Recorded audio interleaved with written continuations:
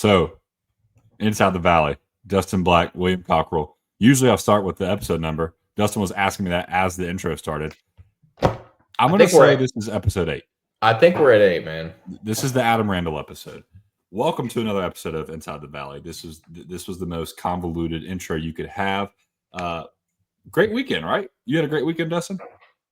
Yeah, I've enjoyed it. I've also enjoyed seeing the Duke social media team just dunk on us every chance they can. Oh my gosh. I honestly, I was like, all right, the first couple of days, I'm like, I get it. Like, you're trying to rub it in.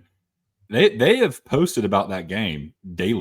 Like 2 hours, 2 hours ago, I think they posted another one. Yeah. It's just like, dude, it had stopped. It's Thursday, and I'm pretty sure they have a game this weekend. So, but hey, you know what? At least we could be somebody's Super Bowl. If that's what we can highlight. Let's jump into that game quick, though, Dustin. I don't want to talk too much about it because it pains me just to think about it. And before we say anything, I want to start off with this. The pass interference call at the end of the game. Whether you think it was a DPI, whether you think it was an OPI, I don't freaking care. When you give up 5 for 5 fourth down attempts and you give up 450 or whatever it was total offensive yards to Duke, you don't deserve to win. Was that an awful call? Absolutely. Did it cost us the game? No. We cost ourselves the game in the first 58 minutes of the game. Well, I mean, pick any one of these. The kickoff return for the touchdown, the coverage bust at the end of the first half, the coverage bust on the corner cat blitz, or the fact that you were trying to throw to a walk-on offensive lineman in the deep red zone. That would have been sick, though. That would have been sick, though. I mean, it would have been cool. I'm sure you would have loved it. Of all people, would have been like, hell yeah. Like that is something that we need to do more often. Throw to the walk-on offensive lineman. But pick any of those 4. Pick one and eliminate one, and you win the football game. Well, and the busted coverage on the 2-point conversion. That too. Did you see the all 22 of that, by the way? No, and I don't want to. It's hilarious, dude. There's literally a corner with his back to the quarterback, just standing there in the end zone, guarding nobody. Guarding nobody. Yeah, they tell you the ball. You don't need to face the ball. You need to face the stands. You need to face the goalpost. The last thing you should do is face the ball. The ball isn't going to win games. The goalpost is. Yeah, that's pretty frustrating. It's pretty freaking frustrating. And honestly, coming into this year, Dustin, I think everyone would have said, offense is going to have some question marks, but this defense is going to be legit. This defense is going to be legit. And the defense has been a different L word. Laughable. Lousy. Whichever one you want to pick. It's not legit. It's embarrassing to watch. And, you hear all of these rumors that something's coming. I would assume something's coming, and I'd assume the thing that's coming is going to be on that side of the ball. But, Dustin, let's talk about the offense. Tell us what you thought about the offense, what you saw on Saturday. Man, I think they're creating a lot of good momentum, really, for the past couple performances. I'll give people the opponent, whenever you played UNC and Boston College, they're pretty atrocious defenses. But I think that Duke is, not a great defense, but I think that's a legitimate performance. I think that they did a lot of stuff that, we've been asking for all year. Explosive plays, I mean, plentiful, right? Balance on offense. You ran the football effectively and efficiently. Gideon Davidson had his coming out party.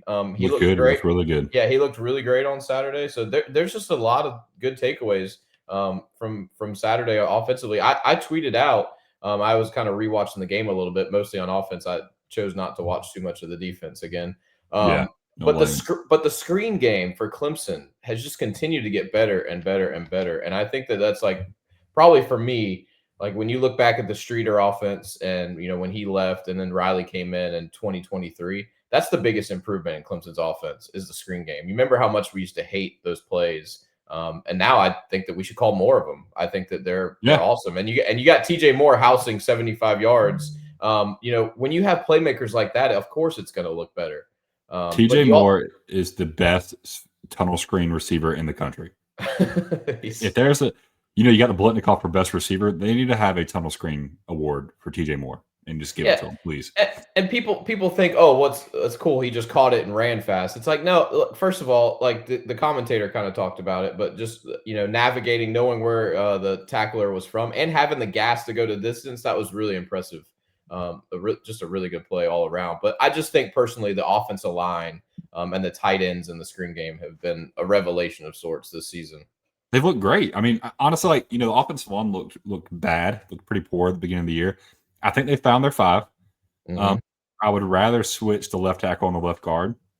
I know, man. We've talked about that too. It's just so odd to have a 6'7" guy playing guard, but like the thing that Jacobs is he's just a people mover. Like you can't say that about Sewell. You can't say that about Sadler. You can't even really say it about Thurman too much. But like Jacobs just moves people around. Well, and you know what? Like if you think about it, because he's such a people mover, the people who pull the most are guards, not tackles. So if you want somebody to get out in space, Tristan Lee can't move. Right. Period. He can't move, which is weird having him at where you should be probably the most agile as the blindside blocker. But in the running game, having Braden Jacobs at left guard is huge, especially if you're running power scheme and gap scheme where you're having to pull and kick somebody out because, buddy, when he's coming around and he's going, our coach used to tell us follow the ass to the asshole. You go tight to your offensive lineman's butt and hit the defensive end. That's going to come up the edge. If you see 6'7", 350-pound Braden Jacobs coming down that line, you're going to get yourself out of the way. You're going to make a business decision, and it's going to help out our running game a lot better, which it did. And let's get into our keys of the game from last week. So we had a little miscommunication coming from my part. So, Dustin, your keys are blank, so which means you went undefeated. My offensive keys were to give Antonio Williams the ball. So, it worked. 175 total yards. How many was that? He had a good game. And offensively, I said we need a game plan that produces 65-plus plays. We had 73. I said we needed to have a run game that goes 4 yards per carry or 100-plus yards. We did both of those things. We had 175 yards rushing and 4.86 yards per carry. Did everything we needed to do. And this reminds you of the Duke game 2 years ago where we did everything we needed to do and couldn't win the game. That's just the way we've been lately. Now, ironically, coincidentally, whatever you want to call it, defensively, my keys were 0 for 3. So we both went undefeated on our offensive keys, and I defeated on our defensive keys. Mine were tone setting day, need to get after quarterback, 3+ sacks, 10 TFLs. We had 2 TFLs and 2 sacks, and I'm pretty sure those 2 TFLs were those 2 sacks. So good job getting after the quarterback. 2 sacks is okay. Get the crowd going, 5 plus 3 and outs. We had 4, almost. And then limit the big time plays. This is where it gets nasty. Limit the big time plays. I said, let's have 5 10+ yard plays, please. I didn't say please, but that's a little spoiler alert what I'm going to say in our keys this week. 13 10+ yard plays, Dustin. 13 10+ yard plays. So busted, and you named them, the busted coverage. We sent a corner blitz, we sent a cat blitz, and the safety doesn't come over for help. So miscommunication. Obviously, anyway, that's going to make me sick. I'm gonna get mad just thinking about it. But you know what? You know what's so weird about the game? If you look back at it, obviously the first quarter defense was horrible, almost like Syracuse bad, probably worse. 3 touchdowns in the first quarter. Second quarter, I know we were texting during the game. I told you that I thought the defense played well for 10 minutes. Got a couple sacks, a couple 3 and outs, and you're like, okay. And the offense went and scored 21 unanswered points, and then they go on the field with like a minute left and give up that huge touchdown at the end of the second quarter, and then the third quarter momentum. Then the third quarter happens. Clemson receives the opening kickoff of the second half, goes and scores. Then Clemson kicks it to Duke. Duke returns that for a touchdown. And then Clemson offense gets the ball again and holds it the entire quarter. So we don't even see the Clemson defense until I think like 30 seconds to go in the third quarter. Right? Yeah. So that's how bad they were. Think about it. They played well for 10 minutes in the second quarter, right? They gave up a huge touchdown. Then they didn't see the field at all for the third quarter, but the first quarter and fourth quarter were so bad that they gave up 46 points. And let me tell you, I think Duke had 7 drives on the game. I'm confirming right now. Do you know how unbelievable it is to give up 46 points and the offense have 0 turnovers? Yeah, that is atrocious, man. It's just this defense is bad. It's just the worst we've ever seen. Like obviously this defense has good moments and they've had good stretches of play, but like when it's bad, man, it's really bad. Duke had 10 drives and 46 points. That's insane. And that's not including the kick return. I guess it is including. I guess I did. Well, yeah. Okay. No, it's not. So yeah, 10 drives. So it would have been 11. Yeah, but they didn't need one. And then crazy stuff, Judah talked about the Harvard transfer, Barkate. He's as advertised. 6 catches, 127 yards, which is crazy. He was quiet in the second half. Nowhere to be found. Right. So majority of those yards came in the first half. That it just makes me sick to my stomach. Makes me sick to my stomach. But I don't want to cry over spilled milk. It's already happened. It's on to Florida State. And believe it or not, we still have an opportunity to go 7-5. Woo. Yeah. Who would have thought? Who would have thought? It's there are no moral victories, Dustin, but if this team can make a bowl, I don't think Dabo will ever. If this team wins the last 4 games, I don't think Dabo will ever stop talking about that. I'm telling you, I cannot wait to hear if he goes 4-0, 5-0, and wins the bowl game. Mm-hmm. I cannot tell you. He will say this is the best class he's ever had, that they responded better than anyone ever has, and he will talk about this over and over and over and over and over again. And you know what? I'll just have to tune it out. I'll just have to tune it out because this season's been an absolute nightmare. It's been an absolute nightmare. But on the Florida State 7 p.m. kick, of course, we all thought that 3-5 Clemson versus whatever 4-3 Florida State or whatever they are 4-4 Florida State. Naturally, that's a 7 p.m. kick on ACC Network. So if you have YouTube TV, sorry, you're not going to be watching, which is me. So I'm going to have to figure something out on Saturday. Clemson's favored again, which, by the way, if you keep up with me on Twitter, Alabama fans do not understand the difference between rankings and ratings. So just to remind you, Clemson has been favored in every single game this year, meaning if you rated them, they should beat the team that they're playing. If you rank them, you are an idiot because they haven't done that on the field. Mm-hmm. Right? Big difference. Big difference. So they're both our words. And if you get them, never mind, I'm not going to say that. Over under 56.5, I would take the over. I will smash the over because when I tell you Florida State's offensive numbers, Dustin might disagree.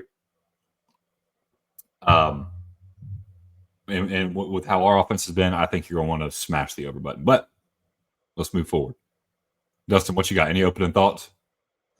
Yeah, just the absolute funniest part about this whole game for me is it's airing on the ACC network, which doesn't count towards ratings. Like it's not rated by Nielsen. And if you remember, Florida State and Clemson sued ACC in the offseason for a new revenue distribution model. And guess what the revenue distribution model is based around? The TV ratings. So now these two teams that brought it to court that are lobbying for a heavier revenue when it comes to TV ratings are not contributing to TV ratings at all on Saturday when they play each other. Yeah, absolutely ACC, hilarious. ACC Commissioner Jim Phillips is laughing his way to go watch this game. He will probably be on the sideline for this game just so he can laugh in their faces. But you know what? They kind of deserve it. Tail of the tape. Let's talk about Florida State a little. That is hilarious, by the way. First off, why does the ACC network not get revenue distribution? Why is it not rated in the Nielsen ratings? You know? I don't understand that whole side of college football at all. Like if you sit here and flex your TV numbers and viewership, I laugh at you. So I don't know. I don't even try to understand that side of things. Me neither. I see the number. I'm like, oh, cool. People watch the game. Yeah. Oh, cool. Yep. That's still millions of people. That's a lot of people. So tail of the tape, Florida State. They have, you mind reading this real quick? I'm about to start coughing. Nah, you're fine. So Florida State, they beat Alabama to start the year. Didn't get to watch much of that game. Saw a little bit of it while I was tailgating. And then went on to beat a couple of bums, East Texas A&M, Kent State. Huge offensive performances. So do not sleep on the East Texas A&M Lions. Yeah. Or my Kent State flushes. So whenever we get into numbers, Florida State is the number one total offense and statistically in the nation. But both of those games, 700 yards against East Texas A&M and Kent State. That might play a role. Yeah, it's known as inflation is what it's called, Will. And it inflates your numbers a little bit. Wait, I only have them having 3 wins. Who's the 4th win? Well, they just beat Wake. So Alabama, East Texas A&M, Kent State, and Wake were their 4 wins. Robbie Ashford Merchants. And they've lost to Virginia, which everybody remembers that game. RIP the receiver in the end zone. Miami, Pitt, Stanford. So I got a question for you then. They've played Virginia and Stanford on the road. Okay, those are 2 road games, and they play Clemson on Saturday. Are you considering Clemson the toughest road test of the year, or are you considering Virginia a tougher road test? Virginia this year, Yeah. Virginia. I and like honestly, like I don't want. I'm not a type of fan that like piles on when things get bad, and I'm not saying this sarcastically or tongue in cheek. Like I literally think with this year and the amount of hype that game had, and the amount of hype Virginia had, and then with the season we're having, I think Virginia might have been a harder home game than what they're about to see this weekend. Now, granted, this is a rivalry game. Maybe Clemson fans get up for it. It's a 7 p.m. game. I don't know. I'm not feeling confident that if I rank the away games, it'd be Virginia, Clemson, Stanford. Okay. I just wanted your perspective there because I know you were a Wahoo at heart this year. I am, and they're almost at their 9 games that I have them at. But I will say this too: Clemson fans can be very fickle. In 2014, so we won the Orange Bowl in 2013. 2014, Deshaun gets hurt, and we're starting Cole Stout, and we're struggling against Louisville. And it's a 1-score game. We end up winning the game, but it's a 1-score game, which I don't know if you remember. Shout out Adam Humphries for the punt return touchdown. The fans were dead quiet for a majority of the game, second and third quarter especially. And Dustin, like when you're in a 1-score game and your offense is struggling and your defense is out there pretty much 90% of the game, don't you think the fans need to get up? So like I've always had a little bit of issue with Clemson fans because man, they'll love the death out of you when you're doing good, but if you struggle a little bit, even in a successful season, crickets. Yeah, it's like we're at a golf match, whatever the heck you call golf game, golf set, golf whatever, Quidditch. But so that's why I think that Clemson is not going to be a big time environment for this Florida State. If I hear that Seminole chant all day like I did in 2013, I'm gonna cry. But anyway, let's go through the tail tape. Let's go through the numbers. Total offense first, like you alluded to, they're averaging 510.5 yards per game. Obviously, the 2 700+ yard games add to that, but they've played 8 games, so they've been able to average it out a little bit. 7.11 yards per play. That's pretty good. 42 touchdowns. Again, they scored 70 on 2 different opponents. I think they should have a lot of touchdowns. I mean, that's 10 touchdowns essentially in 2 games. So you take those 2 games away, they've had 22 touchdowns. Passing offense are 27th. Which that number shocked me. The fact that they're 27th in the passing game shocked me. Castellanos has been really efficient. Like if you go through his game log and just look at his attempts, like he's not attempting a ton of passes. Like I think he had to throw for like 35 times against Miami because they were coming from behind. But in like a normal game script, he's throwing like in the teens. Yeah, which is insane, and he's still able to throw 269.2 yards per game, which is similar to what Texas A&M does. You look at Marcel Reed; they don't throw the ball very well, but when they do complete a pass, buddy, that's a first down. It might be 20 yards.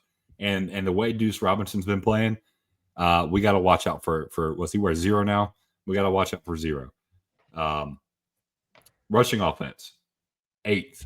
Obviously, that's their bread and butter. They were first or second in the country. Now they've dropped down to 8th. Oh, woe is me. 241 yards per game, 5.32 yards per carry. Pretty darn good. Scoring, they're 7th in the country at 40 points per game. You take away the 2 70-point games, that might drop down a lot.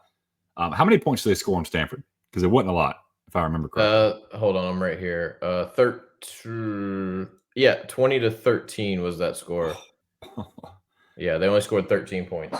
So it's like, Florida State can be a team of extremes. You can get a lot out of them, or you can get an absolute dud, and that's scary, especially when you travel on the road. And if you give Clemson fans a chance to get excited, maybe they get up there. Maybe it ends up being one of the most hype environments they're in. Total defense 26. They're averaging 317 yards, 0.2 yards per game given up, 4.81 yards per play, and 20 touchdowns. Passing or rush defense is 29th, 114.4, 3.08 yards per carry, and 7 touchdowns. Passing defense is 43rd, 202.9 yards per carry or yards per game. Almost 12 yards per completion. That's pretty good. That's pretty good. Yep. That's for a team that runs the ball first. And and then 13 touchdowns. But if you look at it, I think it's like 7.2 yards per attempt, which the difference between yards per attempt and yards per completion, yards per attempt pulls into the fact that you're going to throw some incompletions. So there's your zeros.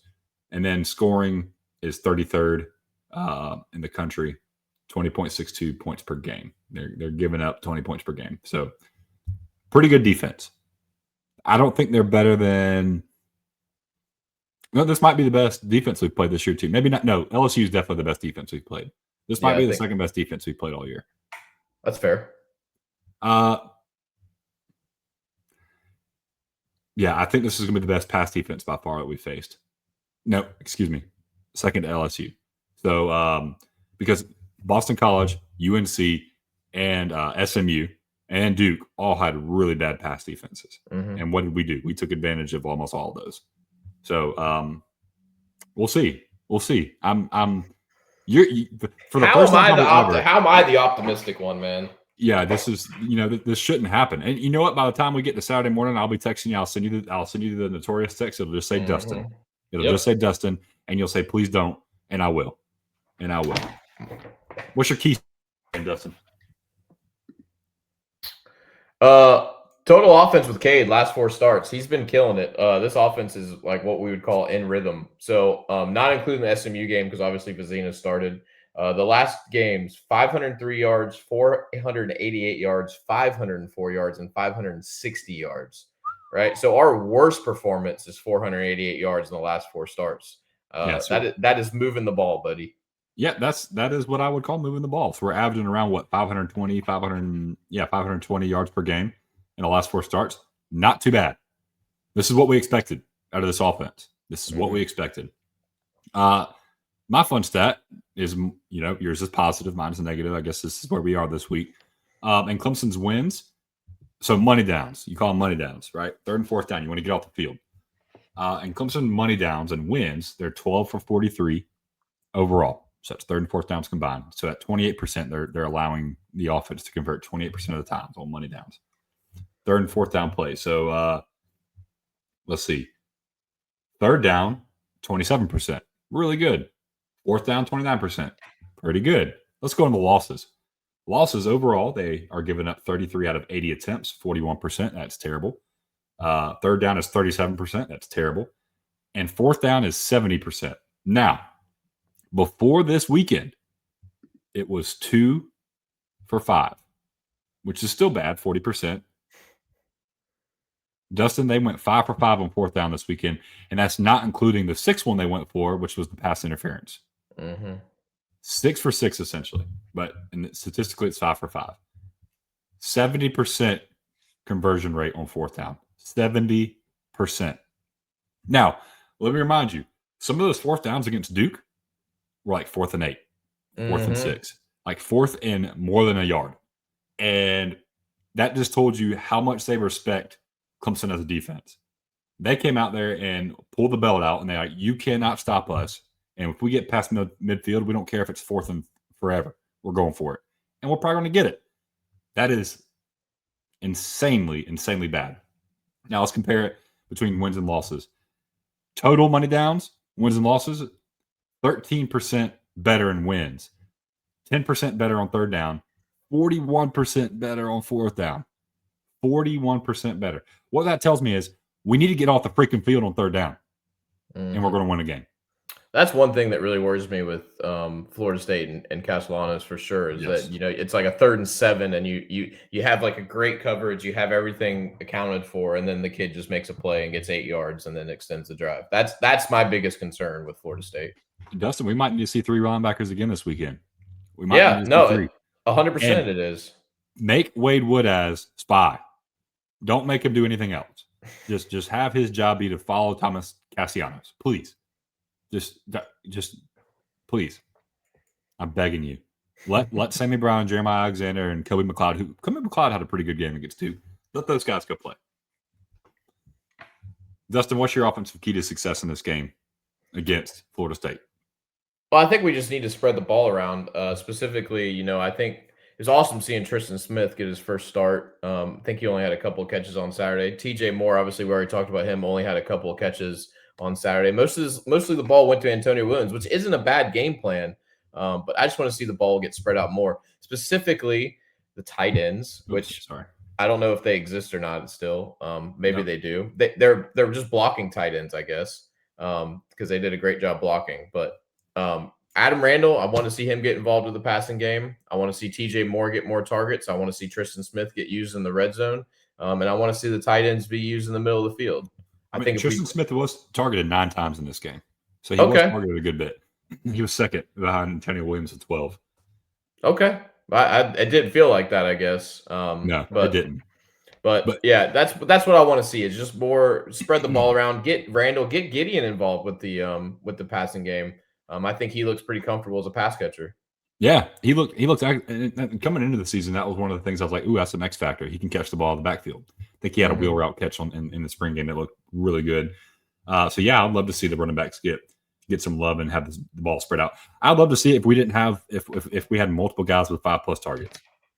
Yeah, and I think we're going to get back to some of that 2-back stuff. I think now that you have Gideon kind of more comfortable and obviously Randall out there, I think you're going to see some more 21 personnel out of the offense this week. Well, and another reason why we're going to see that, Dustin, we ran the ball. You know how many times we ran the ball? 36 times. 36 times. We handed the ball off. Please continue to do that. Look what happens. Offensively, we win that game. Offensively, we did everything to win that game. You cannot have anything bad to say about the offense. Nothing. Except for maybe the play call deep in the red zone and you throw it to a 350-pound offensive lineman. But do you think I'm crazy for saying that the ankle injury actually helped Cade stay in the pocket and play more in structure? I don't think you are at all. I think because he knew he couldn't run, he was a lot more patient with his progressions. I mean, because you see a lot of times he panics and because he's athletic, he can get out and move and go make a play, and he couldn't do that in this game. He looked fine moving. There was one where they had a pressure come off the edge that was unaccounted for, and he spun right out of it immediately, and he looked fine moving around. But it didn't look like that was his first thought. It looked like on Saturday he was comfortable in the pocket, like you said, went through his progressions and wasn't just looking to run and scramble around. And I thought it was awesome to see. It could be the ankle injury. It could also be, hey, we're 3-5 or we're 3-4. What do we have to lose? Right. Just go out there and play loose. I mean, just go out there and let it rip. Well, he saw Vizina do it the week before too. Yeah, that probably put some pressure on him. That made that ankle feel really good. Yeah, 2 weeks later. So my keys to success on offense: jump on them fast. Don't let off the gas. We need 500 total yards of offense again. So that's what we've been averaging. We need to keep that trend going, and then don't turn the ball over. FSU is 95th in the country in time of possession. You would think that's bad, but they're 7th in the country in scoring offense. I said 16th, but that's wrong. They're 7th in the country in scoring offense. I think they're 16th in weighted scoring offense. So they score quick. They score very quick. Now, again, you take out Kent State and East Texas A&M and St. Anna's School for Girls, maybe the time of possession games probably align better with what they do in terms of scoring. But statistically, this is what I'm looking at.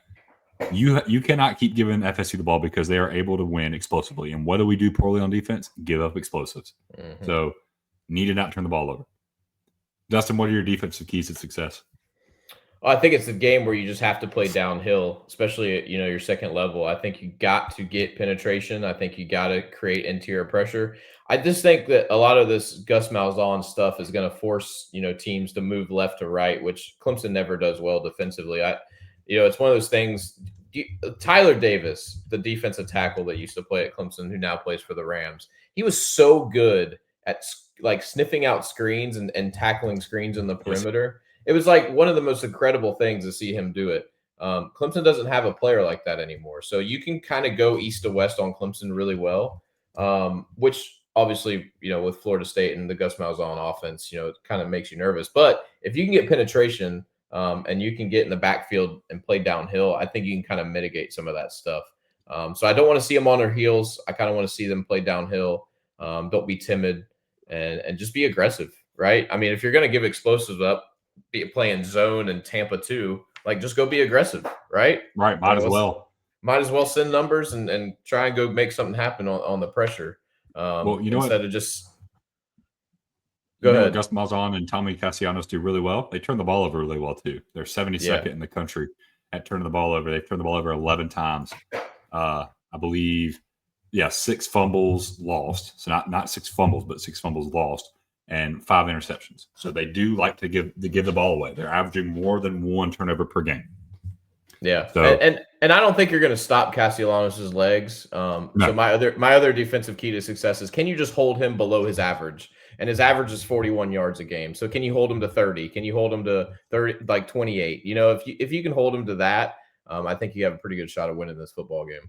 Yeah, absolutely. I mean, and then you look at the games where he didn't rush that much, and let's see, where is it? His worst rushing games, it's showing me Boston College for some freaking reason. I want to see that. The worst rushing games he had were against East Texas A&M, and this isn't working for me, Dustin. Hang tight. Well, he had 10 attempts for 9 yards against Wake Forest in a blowout victory. Right. But then, like, Miami, 16 attempts, 57 yards. Virginia, 14 attempts, 78 yards. So he has some big rushing performances on the year for sure. So what I wanted to highlight was, thank you for the filler. East Texas A&M, he only had 4 attempts rushing, 7 yards. So he's not running the ball in that game. Kent State, 7 attempts, 54 yards, so and 2 touchdowns. So when he did run the ball, it was explosive. And then Pitt, he ran the ball 8 times for 12 yards. That's the kind of defensive performance we need. If he is going to run the ball, it needs to be very ineffective. Very, very ineffective. And then Wake Forest, yeah, you saw him run 10 times for 9 yards, which probably means he got sacked a few times. Yeah. Because, again, Florida State and Thomas Castellanos are a very big boom or bust team. They're going to turn the ball over. They're going to give up tackles for loss. They're going to give up sacks. They're going to give up the big play on defense. Can we capitalize that and build on that and not have stupid penalties like the face mask penalty? Shout out to Corey Gibson, who I thought played fairly well on Saturday, but that freaking face mask penalty was brutal. I think it was in the second half. And then my defensive keys to success. Did you do both yours? Yeah, you did. Yeah, I'm done. Let's try this again. Let's limit this team to 10 plus yard plays 5 times or less. Please. I'm saying please this time. I'm using my manners. Okay? Please. Just 5 10 plus yard plays. It's going to happen with this team. It's going to happen. Maintain time of possession and don't let them march on the field in 2-3 plays. Right? Which is going to be my third point in this. Get off the field on money downs. So I talked about it in my fun stat. Let's get off the field. Let's be at 30%. 30% or less getting off the field. Silver lining, small brain, checkers brain. We did fairly well on 3rd down against Duke. Chest brain, we did awful on 4th down. So we got off the field on 3rd down, but they didn't want to get off the field. They're like a toddler. They weren't going to leave. And buddy, they won that. They threw a fit and they won 5 times out of 5. So let's get off the field this time. And then let's kick the field goal. Let's make them kick field goals. If they do drive, because what a field goal tells me, Dustin, is that if they did have some success offensively, there weren't explosives. And then if they did have explosives, it got stalled. Mm-hmm. So we need this offense to be kicking field goals. We need them to be late in the game having to go for it on 4th and longs and have to do something drastic. So kick some field goals, please. Closing thoughts. How are you feeling about this game, Dustin? Where are we at? Oddly enough, I've been, Vegas has been sitting out there laying out, lines for Clemson to be favored in football games, and I've been taking other teams. Not that I'm cheering for Clemson to lose, but hey, I don't ever I don't ever take down a money making opportunity, and plus, it's called an emotional hedge for a reason. Yep.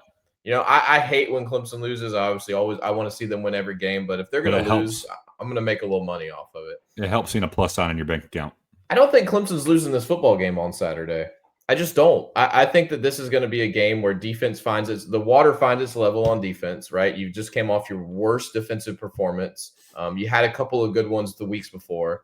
I would expect some things to be changed defensively, maybe procedurally how the calls are made or something. It just doesn't seem like everyone's on the same page. So I expect that to be a little bit better this week. And I think the offense that stays, consistent and puts up good number. I could see Clemson winning this game like in the range of 34-24 and it never feeling that close. That would be beautiful. I mean, it's honestly like the game last year. The game last year never felt close, but on the scoreboard it was close. Right. Like I'm thinking like maybe like halftime it's like 21-3 or 10, and then like Clemson kind of gets a couple of scores in the second half, and then Florida State just makes their way back a little bit.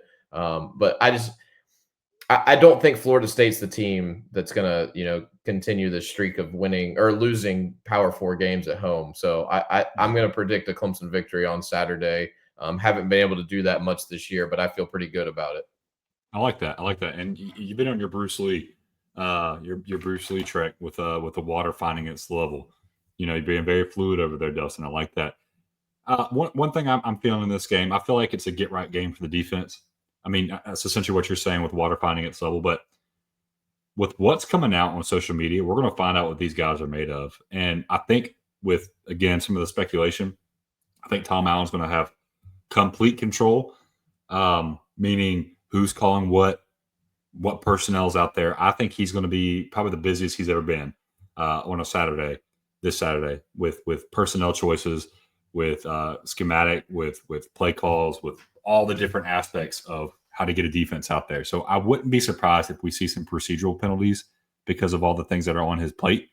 However, I think we're going to see a glimpse of what Clemson's defense is supposed to look like next year in this game. I think we're going to start seeing the guys that Tom Allen wants to play. I think we're going to start seeing what this roster is going to look like next year. What young guys are going to be here next year because Tom Allen wants them here. We're going to see that. You think about your Vic Burleys, who played a lot against Duke. You think about your Corian Gibsons. You think about your Strothers. You think about Jeremiah Alexander, Will Help, Jaheim Lawson. Jaheim Lawson, I mean, if there's a worse kept secret than Tom Allen absolutely loving Jaheim Lawson, I don't know what it is. But he is in love with Jaheim Lawson, and rightfully so. He plays just like his brother did. A lot of emotion, a lot of passion. He's long, he's fast, and he loves football. We need a t-shirt that says that. Long, fast, love football. Do you know what else is fun about this week, Will? Is that it's 4 games left, which means players that you haven't seen before you might start seeing. Oh yeah, red shirts. Like red shirts. So like maybe some players like this Logan Brooking kid. We've heard nothing about him in the media. I mean, well, sorry, we've heard nothing but good things about him in the media. Yeah. I wouldn't be surprised to see him on the field on Saturday. Juju Preston, a freshman wide receiver. There's been people that say there's whispers of him torching our DBs in practice. I don't know that I believe it, but I'd like to see it. Okay, so maybe I'd love to see it. So maybe he plays a little bit on Saturday, and then the secondary positions are just wide open. Like I don't think that there's like when you look at a name on the depth chart, there's no like there's no way this kid's gonna play. I think that there's gonna be some new people out there. Yeah, and you know what? I think Ricardo Jones played his best game against Duke, even though it was a terrible performance by the safeties overall. If I had to pick somebody that I thought at least put his face in the fan on Saturday to make tackles, it would be Ricardo Jones. Pass coverage, I'm not going to give anybody any flowers. Avion Terrell even looked horrible in that game. One of the things we talked about preseason was he gets very handsy, and of course he got called for a couple DPIs, which is you live with that when you're making plays, but we didn't make any plays. Dropped 2 picks on one drive, and I looked at my brother after that happened, and I said they're going to score a touchdown because you don't drop 2 picks and the team doesn't score on that drive. That never happens. So with that being said, let's end on a positive note. 10-point win from Clemson. Guys, if you're there, be loud, be proud. Hey, we stole a sponsor from our Gamecocks this week. Yeah. How about that? This is great. The Blanchard Caterpillar, we love you. We always have. Big Blanchard Caterpillar guys over here inside the valley. Like, subscribe, come follow the podcast, come follow Walk on Red Shirts, follow Dustin Black on Instagram. Or not on Instagram, I keep saying Instagram, on Twitter, on X, the everything app. Come follow me at Walk on Moose. Get some good content. Dustin has a really good perspective on football. Go get it. Go follow him. He's got some good stats that he busts out there. He's going to call a spade a spade. If we look bad, he's going to put it out there. If we look good, he's going to put it out there. If we look bad and he found some good, he's going to put it out there. You're going to get some cool perspectives from Dustin that I don't get because I don't go rewatch games after we lose because I'm too soft. But thank you for another episode, and we'll see you next time.